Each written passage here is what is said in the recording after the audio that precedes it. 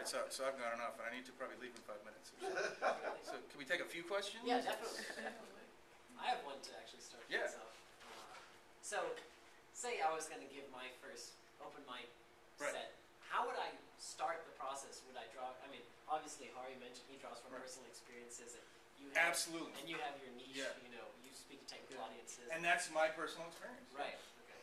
Right. So, other than how would I go about writing a set for the first time, or like say for 5 minutes? Oh, okay, and that's usually what you start with. There are some open mic nights where you only get 3. Okay. Most of them you won't get more than 5 or 6. Sure. And we're at the Urban Grind. Does anyone know where the Urban Grind is? It's on Marietta Street. Right? So the Urban Grind's good because it's not a smoky club. It's people can walk in and out. It's free. Cassandra, who runs it, expects you to at least buy a coffee or something like that, but that's not a big deal. You put together 3 to 5 minutes, and you just do it. I wish I could say that the practicing in front of the mirror. See, he's been up on stage, so he knows what the response is. So he can practice something and say, "I think that'll be funny," right? But even then, I saw Dave Attell bomb at the Punchline, just tank. And, Ray Romano, all these guys in interviews, everyone has tanked. I saw Jerry Seinfeld and David Spade when they were really young. They tanked. Oh, absolutely. I've seen them in clubs just tank. It's the environment. It's the atmosphere. You have to figure out what they want. It happens all the time where your first 2 jokes, 3 jokes, going nowhere. I told a joke about me being a college professor in front of this St. Augustine audience, and I heard the guy in the first row, "Well, I drive a truck, blah-dee-da." It took me 15 minutes to win that guy back. And here's how I won him and the drunk fireman right behind him back. I tell a lot of political jokes. I tend to be liberal, so I was telling some liberal jokes, and they were about to turn on me like a pack of dingoes, and I said, "Look, I know what you're thinking, Pete. You're always making fun of the conservative Republicans. Why don't you make fun of the Democrats?" Well, I would make fun of the Democrats and their policies and their platforms if they had some. And the drunk fireman behind, that's the only joke he remembered. He walked out, "That was the funniest joke ever. I was going to beat the crap out of you before that." And that's all he remembered. So, and that crowd work thing, I haven't done it. I don't do it all that well. The best guy to do it is a guy named Jerry. He's an old guy. He's been doing comedy here in Atlanta for a long, long time. It'll come to me, but the Alzheimer's is setting in already. He actually had a club. He used to open for Jeff Foxworthy, actually. And I've seen him, and he's kind of a hippie liberal guy. I've seen him take conservatives, and after about 10 minutes, move them all back on his side. And I will say this much, that in a professional comedy club, you should never, ever see anything like what happened to Kramer. What's Kramer's name? I forget the name. So you should never get to the point. In fact, I used to MC at the Funny Farm before it went under, and now it's sort of moved up to Alpharetta. But I would also do lights and sound and fill in for the manager occasionally. So when you do lights and sound and you're basically managing the club, your job is to get rid of the hecklers. And I'm a lover, not a fighter. I'm not going to throw these guys out. Luckily, we had a manager who was about this tall and that wide, and there was an off-duty cop in his uniform with a gun. So I would simply give him one warning. I said, "Look, you really want to keep it down and not hassle the guy." And they were hassling Blake Clark. And I said, "Okay, these guys got to go." So I went out. It took me about 3 minutes to get the manager and the cop to come in. And I was just going to say, "You guys got to go." And I came back to Blake Clark and said, "What? You don't want to come up? You don't want to? Are you sure? Come on up. Do 5 minutes. Come on. Okay, if you don't want to do 5 minutes, then shut the F up." He was screaming at him. And then it's time to go. And here's what you find is everyone's happy when that guy goes. Right? They are happy because it's just messing it up for other folks. But yeah, the way you do it, and okay, so I'm going to quote what a lot of comedians have told me Jerry Seinfeld have said. Jerry Seinfeld supposedly, this is maybe urban legend, said that if he ever taught a course in comedy, he was going to write one word on the board behind the screen, and then he was going to lift up the screen, and that one word was going to say work. So just get out there and do it, whether it's in front of your friends at lunch or at an open mic thing. How many people ever thought about trying stand-up comedy? That's how everybody starts. So, okay, you're probably too nervous to do it now, but next Tuesday, send me an email. So you know what I should do? I'll get you some pocket protectors. That's my website.